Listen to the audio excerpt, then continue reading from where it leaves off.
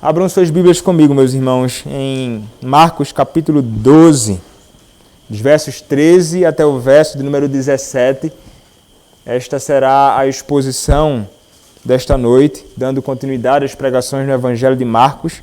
Marcos capítulo 12, dos versos 13 até o verso de número 17. Assim diz a palavra do nosso Senhor. E enviaram-lhe alguns dos fariseus e dos herodianos para que o acompanhassem em alguma palavra, para que o apanhassem em alguma palavra. Chegando, disseram-lhe: Mestre, sabemos que és verdadeiro e não te importas com quem quer que seja, porque não olhas a aparência dos homens, antes, segundo a verdade, ensinas o caminho de Deus. É lícito pagar tributo a César ou não? Devemos ou não devemos pagar? Mas Jesus, percebendo-lhes a hipocrisia, respondeu: Por que me experimentais? Trazei-me um denário para que eu o veja. E eles lhe trouxeram. Perguntou-lhe: De quem é esta efígie em inscrição? Responderam: De César. Disse-lhes então Jesus: Dai a César o que é de César, e a Deus o que é de Deus. E muitos se admiraram dele. Amém. Podem se assentar, irmãos.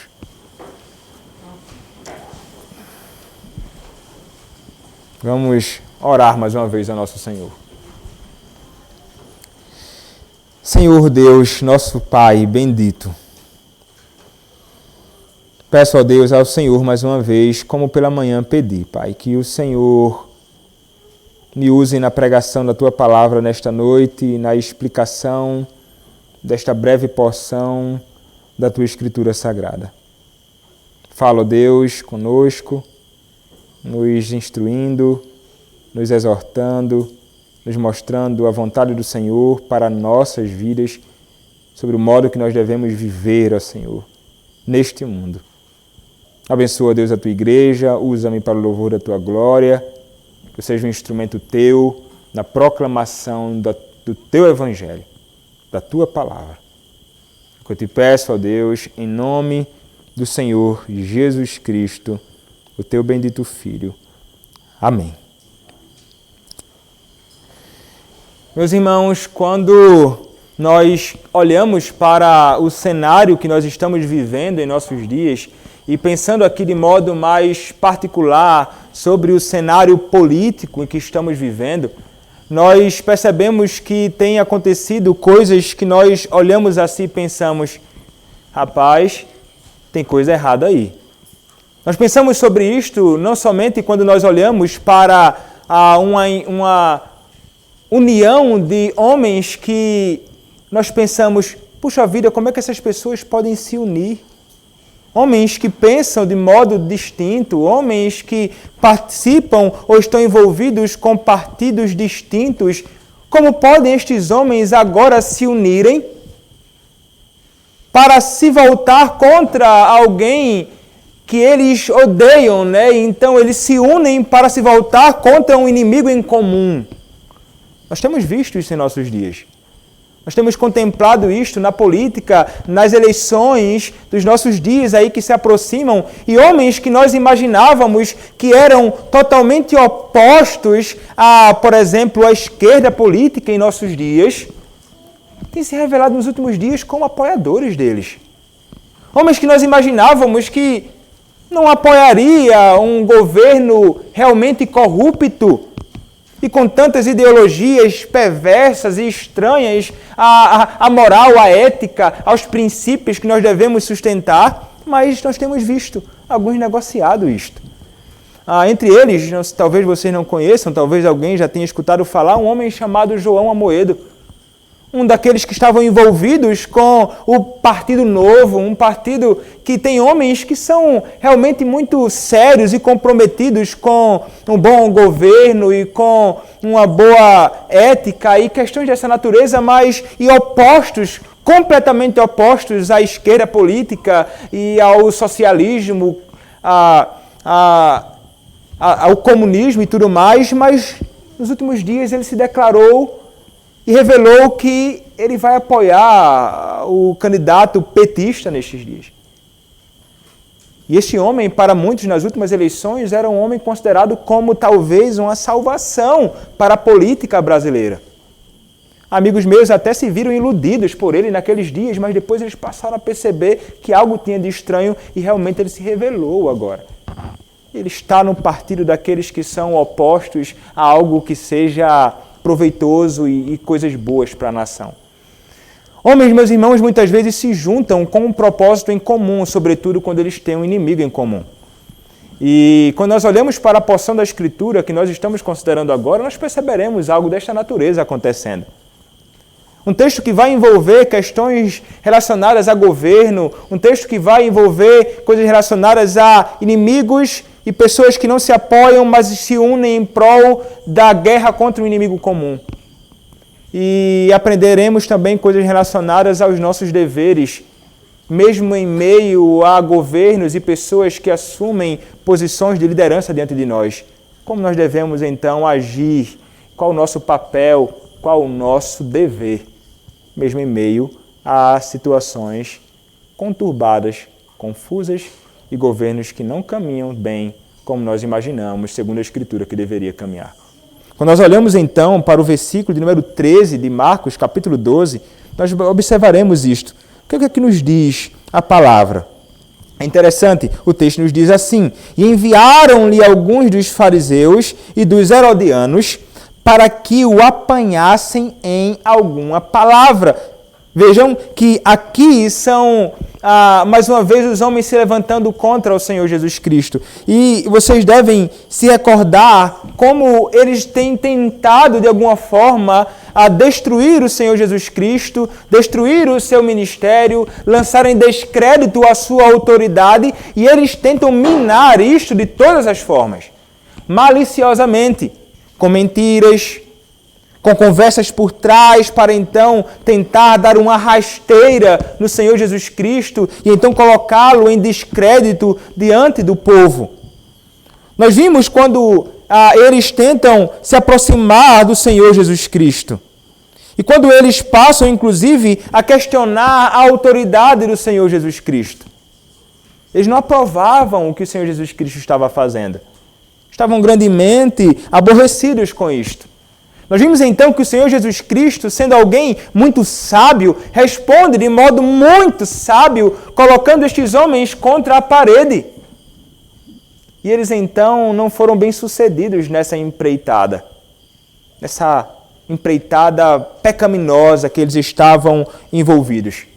Vimos também na última exposição como o Senhor Jesus Cristo vai tratar sobre estes homens.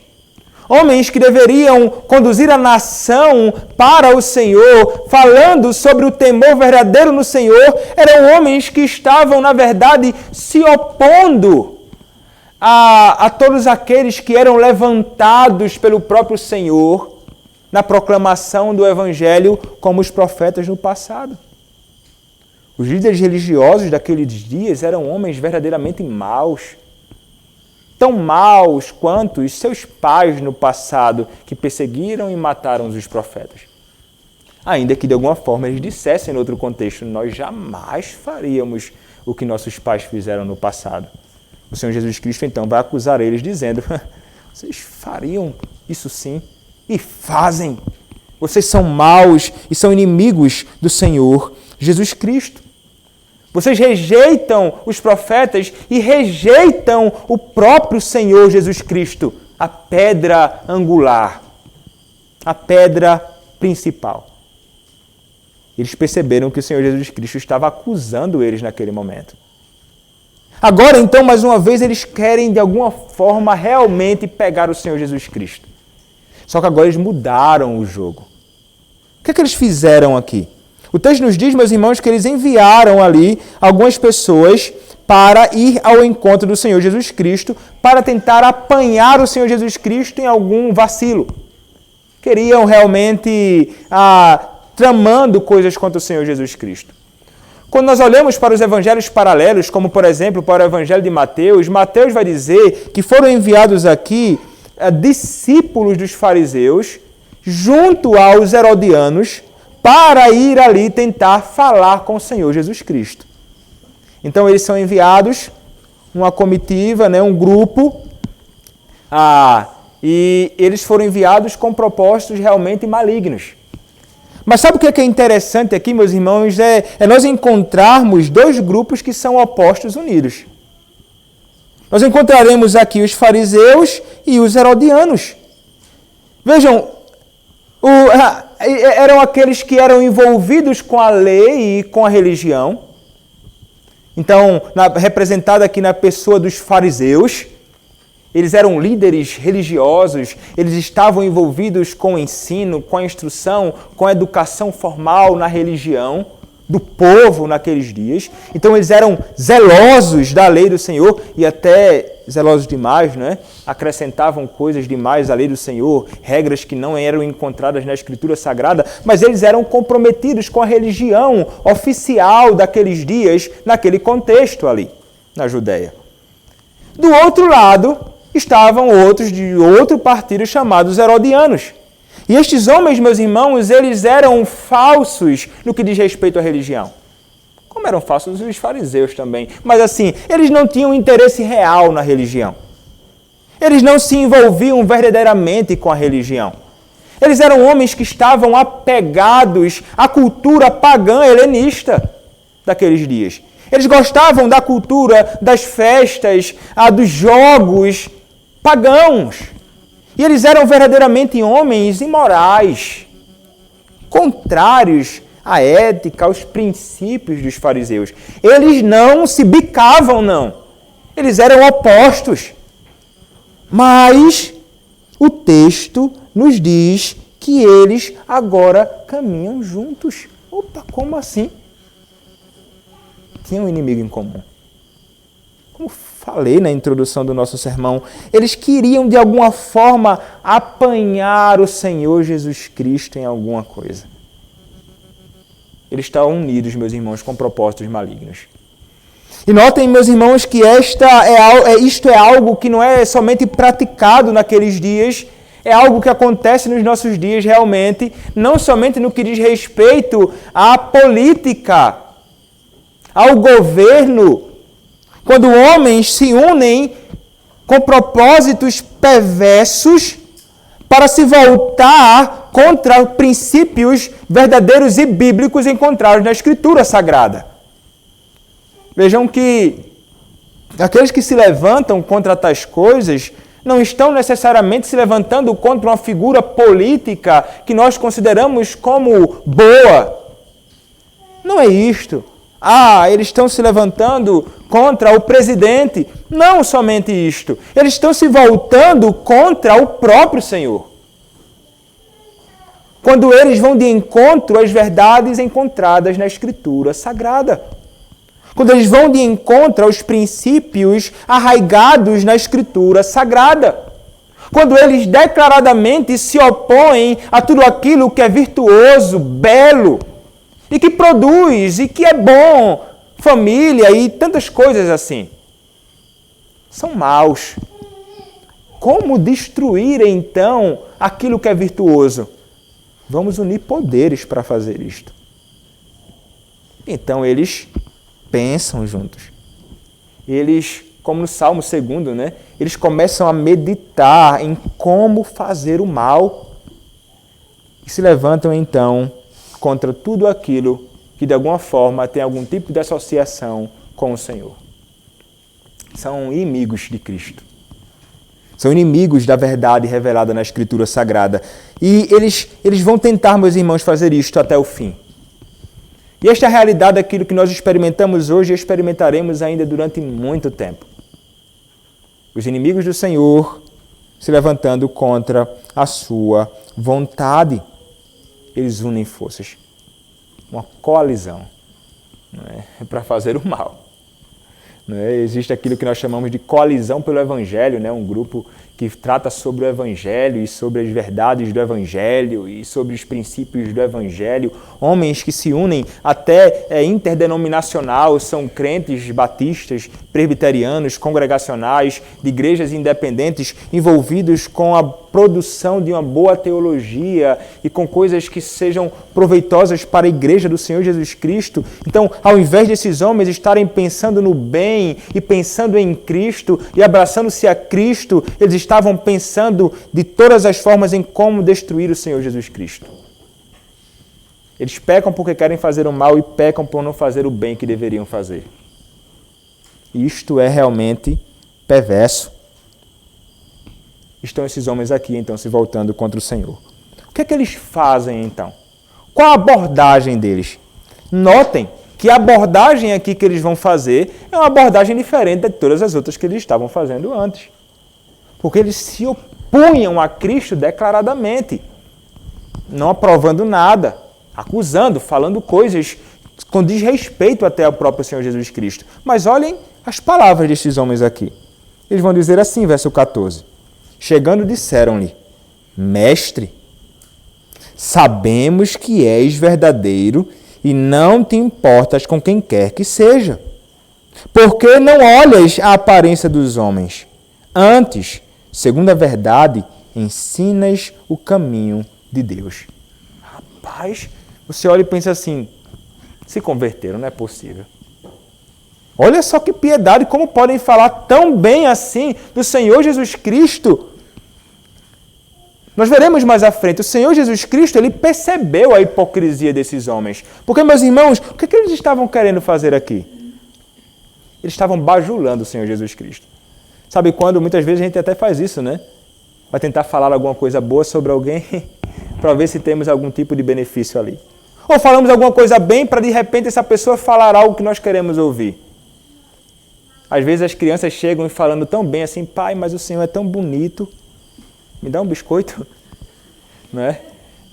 Até vi um dia desse um vídeo de uma jovem, ela chegava, de um programa que passava na TV, ela chegando na casa dela e ela diz assim, como foi a aula? Os pais perguntam, ela diz, foi muito boa. Mas pai, vocês são muito bonitos, eu gosto tanto de vocês e tal. E eles olhando assim para ela assim de lado, aí ele responde, não. Aí ela, como assim? Por que não? Não sei o que você vai pedir, mas é não. Ah, pai, mas eu só queria ir para a festa com minhas amigas. Não, não, não e não. Ou seja, ele estava tentando fazer algo, bajulando o pai e a mãe, para ver se de repente conseguia aquilo que queriam. Esses homens estão aqui fazendo algo parecido, né? Eles estão aqui olhando para aquele contexto e falando, olha, como o Senhor é bom mestre, né? E eles, mas meus irmãos, o intento e o propósito destes homens era maligno. Eles simplesmente botaram uma capa sobre eles, abandonaram aquele tipo de abordagem e pensaram, talvez, neste tipo de abordagem aqui seremos bem-sucedidos. Vejam como os homens maquinam. E muitas vezes eles podem fazer isso, meus irmãos, comigo e com você. Né? Tentando falar palavras bonitas, mas você menos espera estar com... Ele está com uma faca aqui, um punhal, para ferir você pelas costas. Todos aqueles que não conhecem a Cristo, que não têm o temor de Deus realmente no coração, muitas vezes podem achar realmente coisas em nós muito atrativas e belas, mas na realidade eles são opostos àquilo. E eles não aprovam tais coisas. E eles podem realmente se voltar contra nós com língua simplesmente bajuladora. E nós sabemos, segundo a Escritura, a língua bajuladora é pecado e é perverso. Bajular, mentir, ser falso, hipócrita, se trata de um pecado contra o próprio Senhor. E eles estavam ali tentando realmente enganar a Cristo. Pensaram que Cristo cairia na malícia deles. Mas sabe o que é interessante, meus irmãos? Ainda que vejamos a malícia destes homens abordando a Cristo ali, eles falam coisas que são verdadeiras acerca de Cristo. Não falam mentira, não. É como se eles pensassem assim, não, nós sabemos disso, vamos dizer realmente o que ele é. Porque eles declaram com precisão o que o Senhor Jesus Cristo é. Notem o que eles dizem. Eles dizem, sabemos que és verdadeiro e não te importas com quem quer que seja. Porque não olhas a aparência dos homens. E veja, quando ele está falando aqui, não te importas com quem quer que seja, eles não estão dizendo que o Senhor Jesus Cristo é alguém que não tem compaixão. Olha, o Senhor não se importa com o miserável. Nós já vimos aqui em várias ocasiões o Senhor Jesus Cristo se compadecendo dos mais miseráveis dos homens, mulheres e homens, velhos, crianças. Mas o que ele está apontando aqui é que o Senhor Jesus Cristo, ele é realmente verdadeiro e que ele não teme aos homens. Não importa quem é que está diante dele, seja um rico, seja um pobre, seja alguém cheio de saúde ou sem saúde, seja um líder religioso ou um servo do líder religioso, ele é alguém que realmente estava pronto a falar toda a verdade sem qualquer tipo de temor. Então o Senhor, ele não era alguém que tinha um coração tomado pelo temor aos homens, mas ele declarava toda a verdade de Deus e estava plenamente convicto disto e não temia eles. E isto é interessante nós percebermos esta realidade acerca do Senhor Jesus Cristo. Isto é verdadeiro acerca do seu próprio caráter. E deveria ser quanto a nós também, né? Ele era verdadeiro e não olha para a aparência dos homens. Ele não teme a homens, como geralmente nós somos inclinados a temer. Nós, crentes na igreja, pastores, presbíteros, com temor a quem quer que seja, porque é um homem de posses, porque é um homem rico, porque é poderoso, porque é aquilo, porque é isso, porque pode me julgar, porque... Enfim, e as pessoas então ficam temerosas e muitos realmente são tomados por esse temor e quando o temor de homens toma conta da igreja e toma conta da liderança da igreja ou daquele que prega a palavra na igreja, isso é trágico. Trágico. Ele não vai falar a verdade do Senhor. Ele vai olhar assim, ih, rapaz, fulano está ali, eu vou até amenizar aqui no que eu vou falar. Por quê? Porque eu não quero ofender. Ou, de repente, eu não quero ser rejeitado. Se eu falar isso, eu posso ser rejeitado. Né? Então, é um temor de não ser aprovado e um temor de ser rejeitado. Não deveria ser assim. Cristo estava convicto do que deveria falar. Cristo falava a verdade sem temor. E uma vez que estamos convencidos das verdades de Deus reveladas na Escritura, nós não temeremos falar a verdade de Deus. Os ministros não devem temer falar a verdade de Deus, uma vez que estão convictos de tais verdades como reveladas na Escritura Sagrada. E como pessoas realmente interessadas no bem da alma daqueles que escutam, serão aqueles que estarão verdadeiramente interessados para o bem da alma daqueles que escutam. Não seremos como pessoas mais por aí, não é? Porque geralmente as pessoas associam um verdadeiro pastor ou de repente um camarada bacana, aquele que só fala aquilo que é agradável para se ouvir. Então vão pensar assim, não, rapaz, eu quero ouvir esse pastor Rafael aí não, ele fala na rádio aí, é desconfortável. Porque ele fala coisas que eu não gosto de ouvir. Né? E vai falar coisas que para mim são desagradáveis. Eu quero ouvir aquele que fala que faz coceirinha no meu ouvido. Aquilo que é agradável realmente a mim, que eu acho bacana e bom. É esse que eu quero ouvir.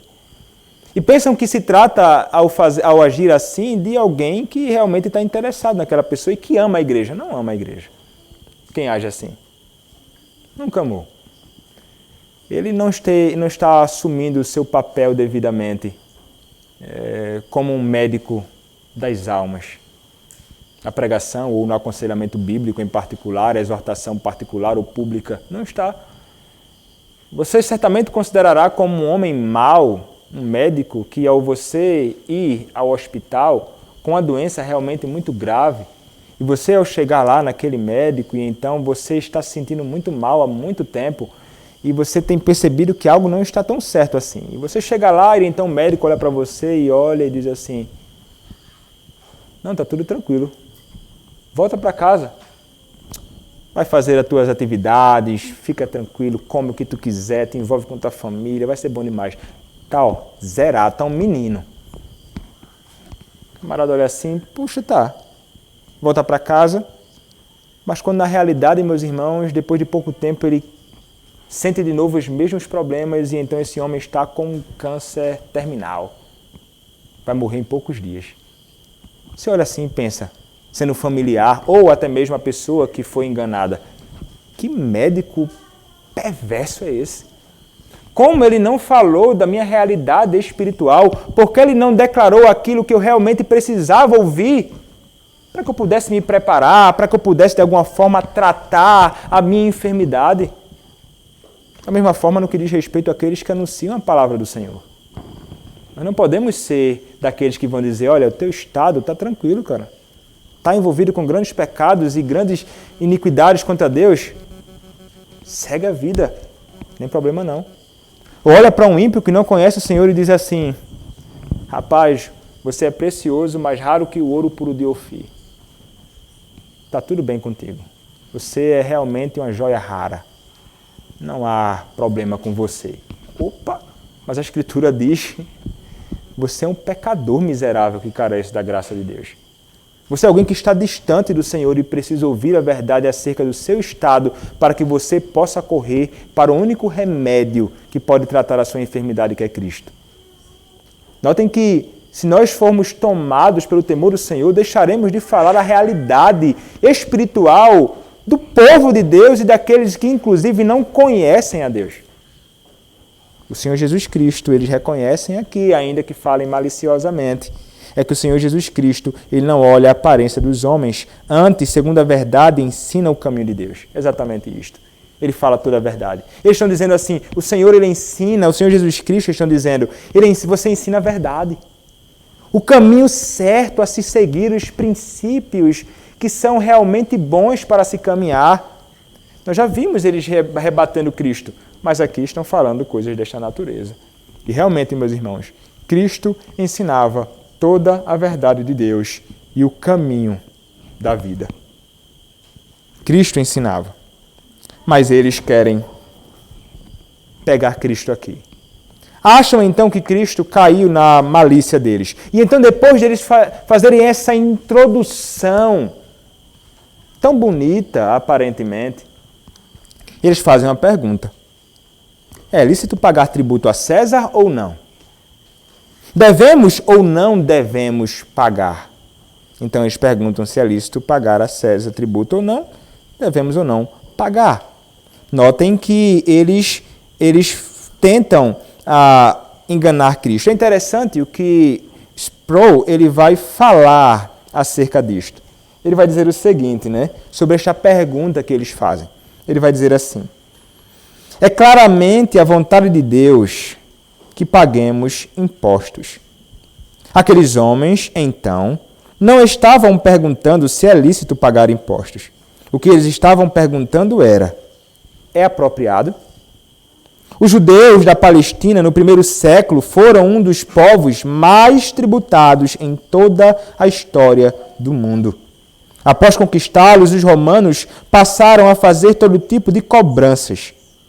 Evidentemente, os judeus não estavam felizes por pagar impostos àqueles que haviam roubado sua liberdade. Eles não queriam apoiar o regime romano. Além disso, desejavam oferecer seus dízimos e suas ofertas a Deus, mas os pesados encargos dificultavam isso. Por estas razões, os tributos romanos eram profundamente malquistos. Vemos, assim, que os discípulos dos fariseus e os herodianos estavam perguntando o seguinte a Jesus. Será que isso é algo que devemos fazer, visto que os impostos exigidos são abusivos, confiscatórios, opressivos e injustos? Sendo tudo tão ruim assim, no nosso contexto aqui, é realmente apropriado fazermos isto? Então eles estão questionando isto ao Senhor Jesus Cristo. E notem, vejam, meus irmãos, caso o Senhor Jesus Cristo ele apoiasse um ou outro, teria problemas, Ele teria problemas com os judeus, que olhariam e pensariam, ele é um traidor da nossa nação, apoiando então o governo oposto e que tem subjugado a nós aqui em nossos dias. E se ele então dissesse o contrário, Ele seria, então, alvo da malignidade daqueles que governavam, porque ele estaria cometendo um crime contra aquele que era o que governava ali naqueles dias, que era considerado, como nós veremos mais à frente, não somente como alguém que governava e era o próprio Filho de Deus, o Filho divino, né? Mas também aquele que era um sumo sacerdote, uma figura que assumia não somente poder civil, mas poder religioso, e então seria uma falta do Senhor contra aquilo. Então, eles tentam ver e tentam realmente conduzir Cristo a isso, para que de alguma forma Cristo seja reprovado por um ou outro. Eles queriam ver Cristo ser realmente humilhado, desacreditado. Lançar, então, de lado a autoridade e a credibilidade do Senhor Jesus Cristo naquele momento. Mas o Senhor Jesus Cristo, sendo sábio e percebendo aquilo, o que é que ele faz? Mas Jesus, verso 15, percebendo-lhes a hipocrisia, respondeu: por que me experimentais? Trazei-me um denário para que eu o veja.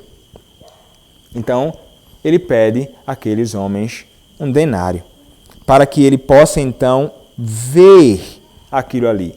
Ele queria, então... mas ele vai perguntar antes, né? Ele vai dizer, olha, vocês são hipócritas, né? Vocês estão agindo com hipocrisia, é falsidade a forma que vocês estão me abordando. Eu conheço vocês. Então ele sabe da realidade daqueles homens, da malícia. Cristo ele está atento àquilo, mas ele ainda responde: porque me experimentais? Ele sabia certamente qual a intenção destes homens ao experimentá-lo ali, era realmente tentar desacreditar Cristo e feri-lo, mas ele então pede para aqueles homens, deem para ele uma moeda, né? Trazei-me um denário para que eu o veja.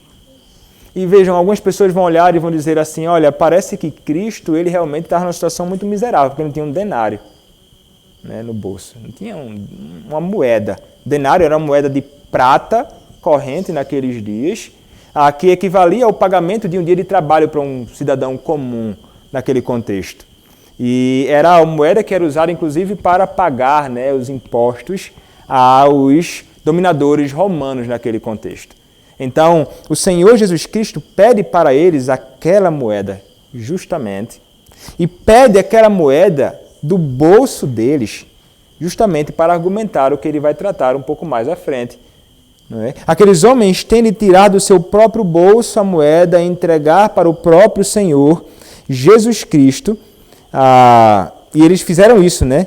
Verso 16 vai dizer, e eles lhe trouxeram. Então, ele vai se utilizar esta moeda que aqueles homens usavam para então apresentar qual deveria ser a postura deles e de todos os cidadãos judeus na Judéia sob a opressão de Roma. Ele vai então dizer o seguinte, perguntou-lhes, verso 16, de quem é esta efígie e inscrição? Responderam, de César. Então, Tibério governava naqueles dias. Né? E é interessante que havia realmente, naquele contexto, meus irmãos, uma imposição de um imposto que era cobrado aos homens adultos naquele momento e que eram realmente exorbitantes. Né? Era desconfortável para o povo de Deus naqueles dias. E eles realmente não se agradavam daquilo que estava acontecendo, porque até mesmo se eles se sujeitassem àquilo, é como se eles estivessem indo de encontro à própria fé deles. Porque o que é que tinha naquela moeda, né? É interessante que havia naquela moeda, ou no denário, tem a cara e a coroa, né? Como nas moedas nós temos. E o que é que tinha de um lado? Na cara tinha a figura do próprio César, né? Então era um denário do reino, e então o imperador Tibério traz do lado cara a cabeça daquele governante daqueles dias, então na cara, e do outro lado, que é a coroa, ele César é mostrado sentado em seu trono. Né? Sentado em seu trono. Ele está usando um diadema e está vestido como um sumo sacerdote de um lado da moeda. E o que é que tinha, né, naquelas inscrições? Veja, no lado que era a cara, tinha as seguintes palavras: Tibério César Augusto, filho do divino Augusto. Mas se atribuindo a divindade para ele, né? O nome Augusto eles usavam com frequência e está associado a isto. Mas a divindade, aquele que é adorado, aquele que é digno de toda devoção, né? E do outro lado, que era a coroa, tinha escrito assim: Sacerdote Supremo. Aquilo, meus irmãos, era de grande ofensa para um judeu. Porque aquilo estava associado, inclusive, com a sua própria religião. Eles consideravam aquilo, inclusive, como a quebra do segundo mandamento. Este homem, ele requer de nós, não somente sujeição ao seu governo, ele quer de nós devoção. Ele quer de nós adoração. Eles achavam realmente ofensivo, de forma alguma se sujeitavam àquilo, mas também o bolso incomodava. E eles não queriam, meu irmão, pagar impostos. Eles tinham realmente dificuldade com aquilo. Mas é interessante, meus irmãos, o Senhor Jesus Cristo, ele vai dizer, responderam estes homens, né, de César. Cristo faz, está aí, vocês estão com a moeda dele. Vocês estão sob o governo dele. Ele tem feito o que tem feito no meio da sociedade aqui. Ele tem governado e vocês têm se utilizado de privilégios que vocês têm tido aqui. Relativa à paz, inclusive, naquele contexto. Relativa à tranquilidade naquele contexto. Eles estavam vivendo tão mal assim não, meus irmãos. Naqueles dias, né? Posteriormente, a coisa vai ficar ruim. Mas naqueles dias ainda, não assim. E eles então desfrutavam de privilégios sobre a guarda, a proteção, a força policial daqueles dias e tudo mais. E eles então tinham privilégios e aproveitavam de coisas, mas então não admitiam a ideia, ainda assim, de se sujeitar àquilo. Tinha um homem, salvo engano, chamado Judas, que fazia parte de algum tipo de facção naqueles dias, que ele, tão aborrecido com esta ideia, ele falava, é melhor ser escravo de qualquer coisa do que pagar impostos a estes homens. Né? Eles realmente ficavam grandemente chateados com algo desta natureza. Mas o Senhor Jesus Cristo então vai dizer, e não vai responder como os discípulos dos fariseus, e fariseus por trás, e os herodianos queriam. O que é que ele vai dizer, meus irmãos? Ele vai dizer assim, disse-lhes então Jesus, dai a César o que é de César e a Deus o que é de Deus. E muitos se admiraram dele. Ele não responde um ou outro, que era o que os fariseus queriam, né? Ou ele vai apoiar os impostos, ou ele então vai se rebelar contra o governo de Tibério César. Ele vai responder um e outro. Você deve dar a César o que é de César e a Deus o que é de Deus. Não poderia ser acusado de nada agora por eles. Não conseguiriam então fisgar o Senhor Jesus Cristo naquele contexto. E então, meus irmãos, é interessante nós notarmos aqui, Cristo está dizendo a estes homens que eles devem pagar os impostos. E que eles deveriam pagar ainda que os impostos não fossem usados da forma que eles gostariam que fosse usado. E ainda que os impostos fossem grandemente abusivos, ele vai dizer, vocês devem pagar. Ainda que eles se utilizem, talvez, para utilizar os impostos no Coliseu, para fazer coisas que são perversas, para apoiar, promover e sustentar imoralidades. para se opor a tantas coisas que nós não aprovamos. Mas Cristo ainda diz, naquele governo tão confuso, tão errado, com tantos problemas e mau uso dos impostos, Cristo diz, vocês devem pagar impostos. O que é que está na figura estampada na moeda? Tibério César dele. Paga o imposto a ele. Nós olhamos para isto, nós pensamos, e agora, né? O que é que isso diz respeito a nós? Meus irmãos, isso aqui fala sobre a nossa relação com aqueles que governam. Isso aqui fala sobre a nossa relação com os magistrados. Isso aqui fala sobre a nossa posição com os governadores de nossos dias. E, meus irmãos, semelhantemente àqueles dias, nós sofremos com homens maus. Nós temos a imposição de impostos exorbitantes. Nós olhamos e pensamos, como pode ter tanto imposto, meu amigo? Não sobra nada desta forma. E nós realmente não aprovamos isto, né? Se trata de algo que é abusivo realmente. Nós não nos agradamos disto. Desejamos que realmente tenha algum tipo de reforma tributária. Não há nenhum problema tentar lutar para que algo desta natureza aconteça. Mas o ponto é, e quanto à sua responsabilidade? Cristo diz, dai a César o que é de César.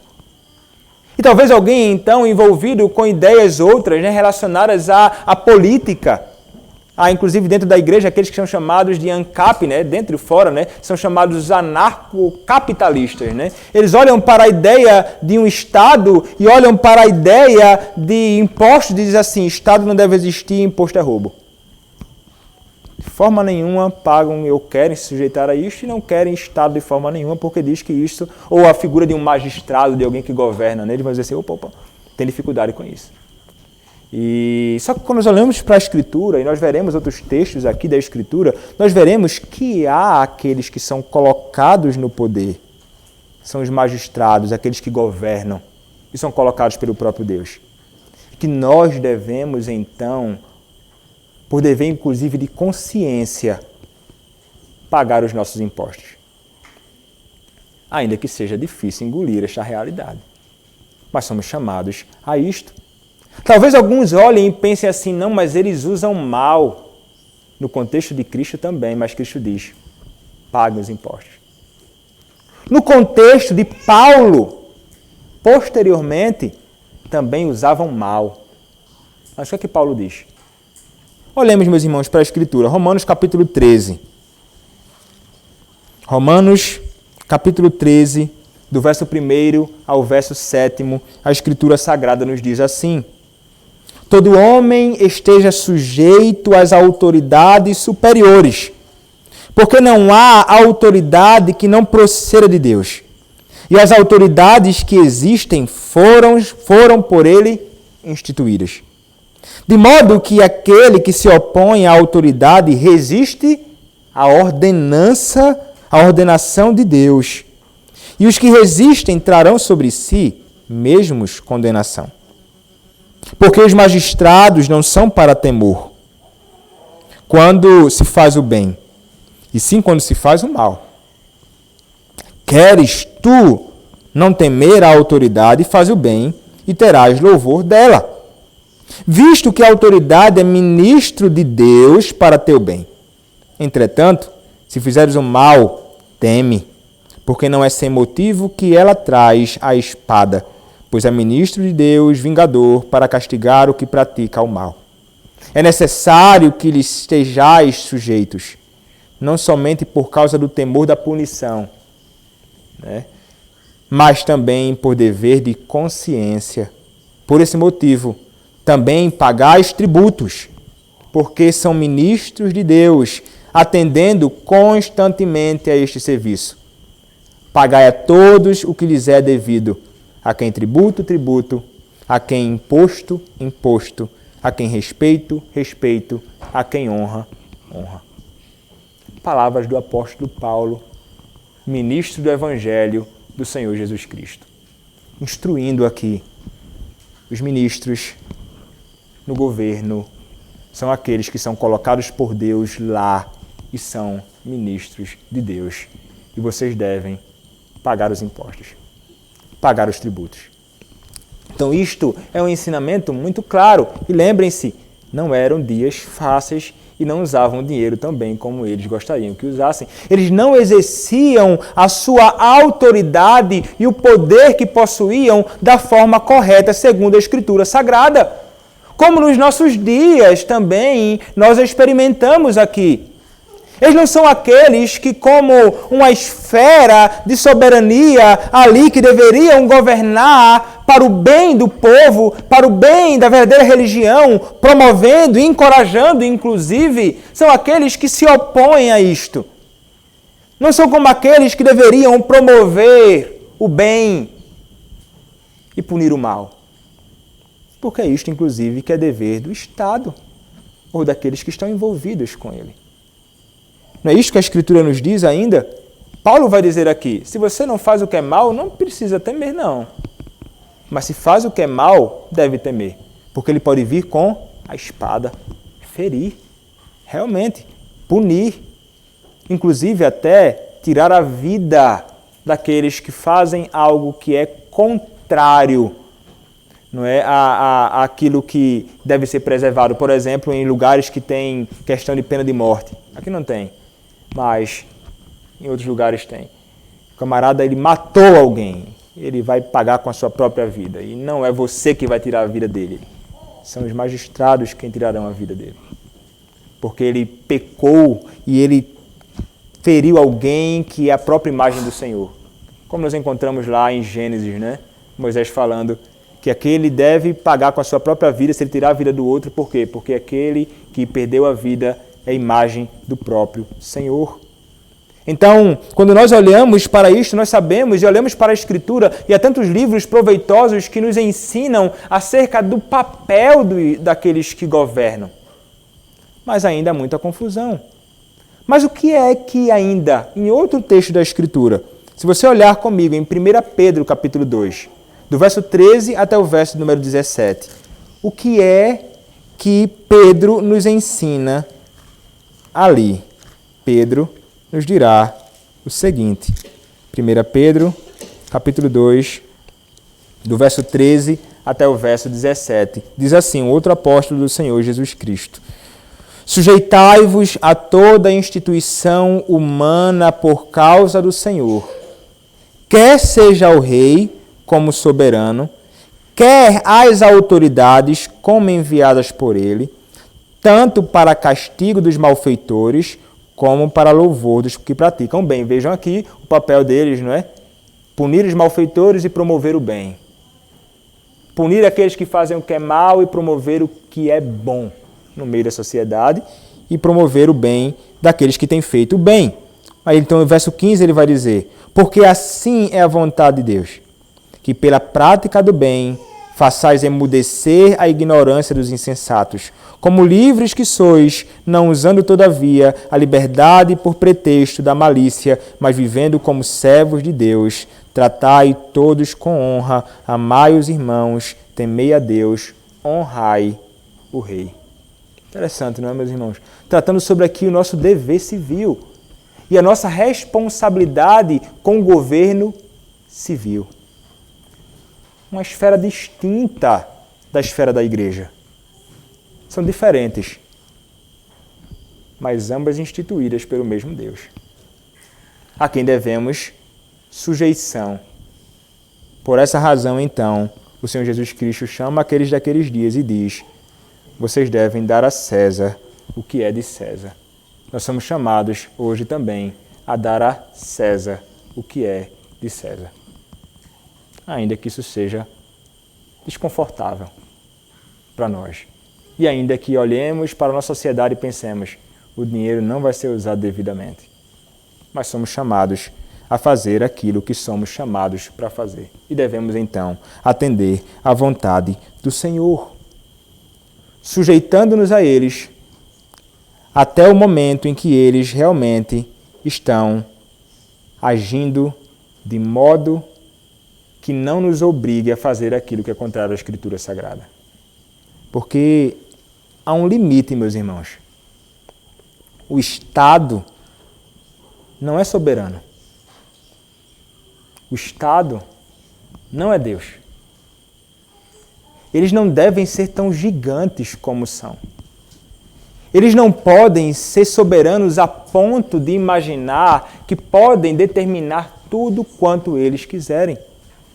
Eles não podem ser como um povo cheio de tentáculos, colocando o seu tentáculo na igreja dizendo é assim, colocando o tentáculo na escola dizendo é assim, e assado, e tomando conta de tudo. Não. Nós não queremos um Estado gigantesco assim, que diga tudo acerca daquilo que devemos fazer e que promova e nos dê tudo, não é? Educação, eu vou dar educação. É o que? Saúde? Está com o Estado também. E isso? Não, opa, não, tem coisas que não competem ao Estado. Muito menos quando eles tentam subjugar a nós com coisas que são declaradamente contrárias à vontade do Senhor. Como, por exemplo, tentar de alguma forma vir até nós e nos conduzir a aprovar, por exemplo, as cartilhas envolvendo questões de casamento homoafetivo, menino com menino, menina com menina, coisas dessa natureza que muitos querem promover por aí. Ou que aprovemos e a igreja então cale a sua boca e deixe de falar que aborto é pecado e que aqueles que fazem, que promovem e sustentam coisas desta natureza vão sofrer o juízo do Senhor. Ou que deixemos de falar contra qualquer tipo de imoralidade e então tentem determinar coisas desta natureza subjugando a minha e a tua consciência. Tentando fazer com que os pastores calem as suas bocas e não falem jamais contra qualquer tipo de coisa aí fora, porque isso é preconceituoso, retrógrado e digno de todo tipo de punição. Nós não devemos nos sujeitar. O que nós devemos fazer então? Há uma ocasião para... E é meio difícil determinar a linha para isso, mas há razões, muitas vezes, para a desobediência civil. Sobretudo quando eles se levantam declaradamente contra o Senhor, contra a sua vontade, contra a igreja e querem cessear a nossa liberdade para isto. Aí sim. O que é que nós faremos então? Faremos aquilo que os apóstolos falaram no passado. O que é que diz Atos capítulo 5, verso de número 29? Atos capítulo de número 5, verso de número 29. A palavra do Senhor nos diz assim: Então Pedro e os demais apóstolos afirmaram: Antes importa obedecer a Deus do que aos homens. Esta será a nossa declaração. Este será o nosso grito. Este será aquilo que nós sustentaremos em oposição à malícia e à malignidade dos homens dos nossos dias. Importa obedecer a Deus e não aos homens.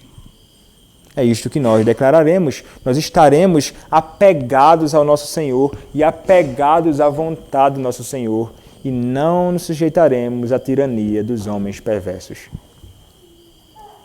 Faremos isto com a graça do nosso Deus. E para isto nós não podemos temer os homens. Eles podem tentar nos ferir. O Senhor é com os seus. O Senhor é com o seu povo. O Senhor é com a sua igreja. Satanás não prevalecerá sobre a sua igreja. O Senhor é quem guarda os seus. Nós teremos então que ter punho firme e não nos sujeitarmos à tirania de muitos. Há ocasião para a desobediência, né? Não nos sujeitaremos de qualquer jeito às imposições e malícias daqueles que governam, sobretudo aqueles que não temem a Deus. Mas somos chamados, meus irmãos, a orar por eles. A Escritura nos diz isso, né? Em Timóteo, devemos orar pelos que governam, a fim de que eles conheçam a verdade. Não é isto? Somos chamados a rogar a Deus realmente para que eles possam, de alguma forma, se sujeitar ao Senhor. E nós devemos, de alguma forma, realmente estar envolvidos com isto. É isso que nos diz a palavra. Lá em 1 Timóteo capítulo 2.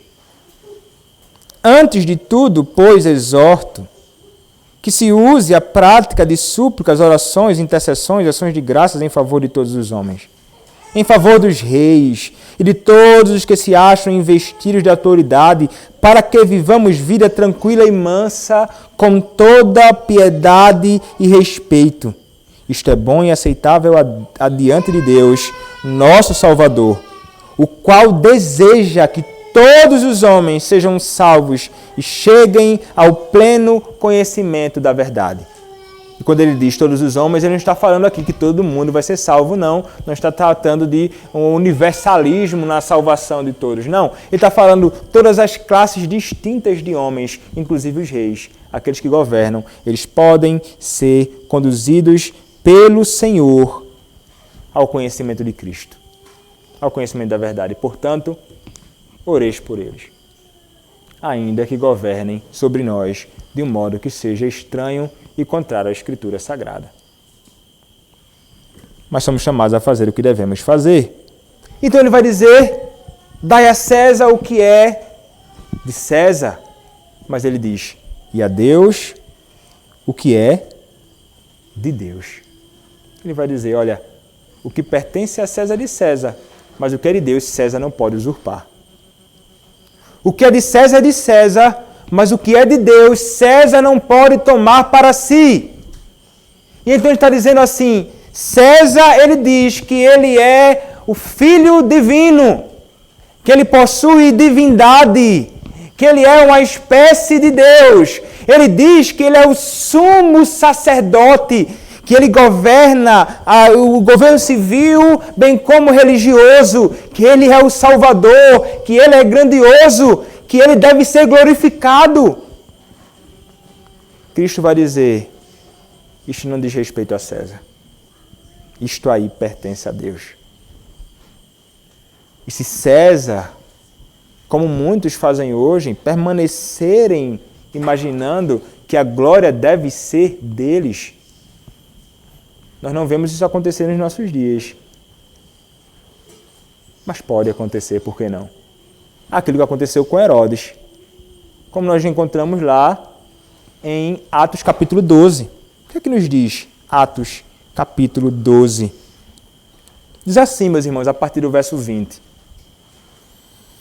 Ora, havia séria divergência entre Herodes e os habitantes de Tiro e de Sidom, porém estes, de comum acordo, se apresentaram a ele, e depois de alcançar o favor de Blasto, camarista do rei, pediram reconciliação, porque a sua terra se abastecia do país do rei. Em dia designado, Herodes, vestido de traje real, assentado no trono, dirigiu-lhes a palavra, e o povo clamava, é a voz de um Deus e não de homem. No mesmo instante, um anjo do Senhor o feriu, por ele não haver dado glória a Deus, e com medo de vermes expirou. Olha só que coisa. Ele não deu glória a Deus. Homens imaginando, ele é Deus e não um homem. Isso pode acontecer, viu? No tipo de idolatria política que nós devemos ter cuidado.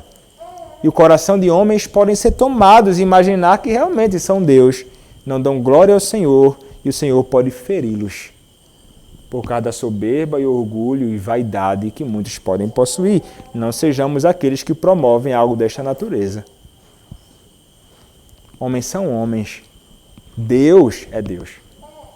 Porque meus irmãos, toda glória deve ser dada a Deus. Quando ele vai dizer, dai a Deus o que é de Deus, ele vai dizer, todo culto seja dado a Deus. Todo louvor seja tributado a Deus. Toda glória seja a glória de Deus. Como nós lemos no Salmo de número 96, meus irmãos, na Santa Convocação do culto nesta noite. Quando o salmista nos diz, lá no Salmo 96, do verso 1 ao 9, notemos as palavras lá que dizem respeito à glória do Senhor e à glória que é devida ao seu nome. Salmo 96 diz assim, Cantai ao Senhor um cântico novo, cantai ao Senhor todas as terras, cantai ao Senhor, bendizei o seu nome, proclamai a sua salvação dia após dia, anunciai entre as nações a sua glória, entre todos os povos as suas maravilhas, porque grande é o Senhor e muito digno de ser louvado, temível mais que todos os deuses, porque todos os deuses dos povos não passam de ídolos, o Senhor, porém, fez os céus. Glória e majestade estão diante dele, força e formosura no seu santuário. Tributai ao Senhor, ó famílias dos povos, tributai ao Senhor glória e força, tributai ao Senhor a glória devida ao seu nome, trazei oferendas e entrai nos seus átrios, adorai o Senhor na beleza da sua santidade, tremei diante dele todas as terras. Louvor a Deus e a Deus somente, como diz o apóstolo Paulo em Romanos capítulo 11, versos 33 a 36. Ele vai dizer, porque dele e por meio dele e para ele são todas as coisas. A ele, pois, a glória eternamente. Amém. Toda a glória sendo dada ao nosso Senhor. E, meus irmãos, isto é o que nós devemos fazer. Isto é o que os homens perdidos neste mundo deveriam fazer. Mas eles usurpam isto. Eles trocaram a glória do Deus incorruptível pela adoração de quadrúpedes, répteis e tudo mais. Eles estão contrários à vontade do Senhor. E realmente fazem algo que é grandemente desagradável. E realmente as palavras de Thomas Watson, né, num dos comentários dele, ele vai dizer assim: é melhor que os anjos sejam aniquilados. Os homens e os anjos sejam aniquilados da face da terra, do que o Senhor perder uma joia da sua glória. Do que o Senhor deixar de ser glorificado o mínimo que seja na vida do povo. É melhor que coisas desta natureza aconteçam do que ele deixar de ser glorificado. Porque toda a glória deve ser dada a ele. Nós devemos fazer isto, não somente com os lábios, mas com a nossa vida. Uma vida vivida para o nosso Senhor, dando ao nosso Deus tudo o que temos. Tudo o que nós possuímos, honrando o nosso Senhor. E, meus irmãos, assim como aquela imagem de César falava, essa moeda pertence a ele. A imagem dele lá estava estampada. Nós devemos pensar nisto com respeito a nós, que possuímos a imagem de Deus em nós. Isso significa que nós somos posse de Deus. E que devemos, então, realmente dedicar tudo o que nós somos e o que temos para a honra e a glória do nosso Senhor. Devemos realmente clamar ao nosso Deus, rogando a Ele que Ele nos conceda graça para que realmente façamos não somente aquilo que diz respeito ao nosso compromisso civil, mas também naquilo que diz respeito às coisas do próprio Senhor, na nossa vida em particular, nos nossos negócios fora, na nossa lida e relacionamento com o governo civil, no nosso relacionamento com a nossa família, no nosso relacionamento com a igreja, no nosso relacionamento com a adoração a Deus no seu santo dia. O nosso Deus deve ser o objeto de todo o nosso culto, adoração e devoção. Além dele, não há outro. Isso é o que a Escritura nos chama, é isto que o Senhor Jesus Cristo nos ensina. Que o Senhor, meus irmãos, nos conceda a graça para vivermos de modo agradável ao nosso Senhor. Amém. Vamos orar ao nosso Deus.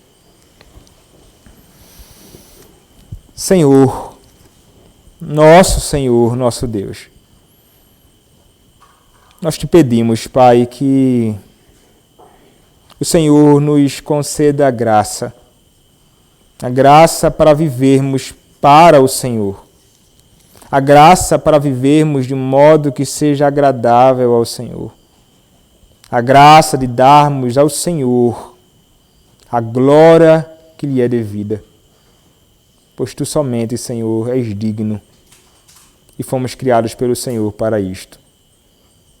Ó Deus, ajuda-nos, Pai, a fazermos a Tua vontade, a nos sujeitarmos à Tua vontade e a, Senhor, desejarmos realmente viver para agradar o Senhor em todos os momentos da nossa vida. Se conosco, ó Deus, nós te pedimos, em nome de Cristo. Amém.